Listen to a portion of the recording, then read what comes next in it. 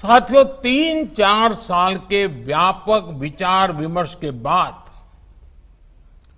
लाखों सुझावों पर लंबे मंथन के बाद राष्ट्रीय शिक्षा नीति को स्वीकृत किया गया है। आज देश भर में इसकी व्यापक चर्चा हो रही है। अलग अलग क्षेत्र के लोग, अलग अलग विचारधाराओं के लोग अपने व्यूज दे रहे हैं, राष्ट्रीय शिक्षा नीति को रिव्यू कर रहे हैं। ये एक हेल्दी डिबेट है। ये जितनी ज्यादा होगी उतना ही लाभ देश की शिक्षा व्यवस्था को मिलेगा। ये भी खुशी की बात है कि राष्ट्रीय शिक्षा नीति आने के बाद देश के किसी भी क्षेत्र से, किसी भी वर्ग से ये बात नहीं उठी कि इसमें किसी तरह का बायस है या किसी एक तरफा कोई झुकाव है। ये एक इंडिकेटर भी है कि लोग बरसों से चली आ रही एजुकेशन सिस्टम में जो बदलाव चाहते थे वो उन्हें देखने को मिले हैं। वैसे कुछ लोगों के मन में ये सवाल आना बहुत स्वाभाविक है कि इतना बड़ा रिफॉर्म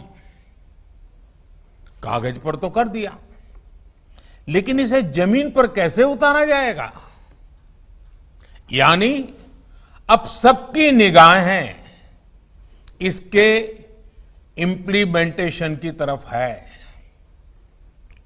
इस चैलेंज को देखते हुए व्यवस्थाओं को बनाने में जहां कहीं कुछ सुधार की आवश्यकता है, वह हमें सबको मिलकर के करना है और करना ही है।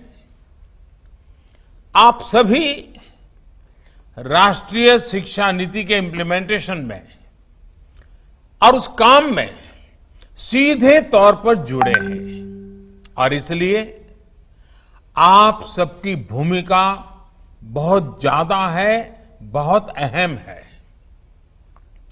जहां तक पॉलिटिकल विल की बात है, मैं पूरी तरह कमिटेड हूं, मैं पूरी तरह आपके साथ हूं।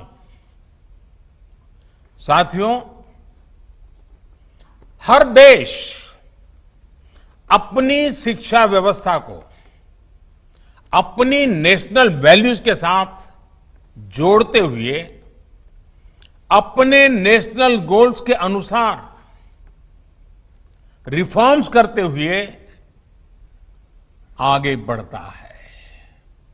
मकसद ये होता है कि देश का एजुकेशन सिस्टम अपनी वर्तमान और आने वाली पीढ़ियों को फ्यूचर रेडी रखे, फ्यूचर रेडी करें। भारत की नेशनल एजुकेशन पॉलिसी, राष्ट्रीय शिक्षा नीति का आधार भी यही सोच है।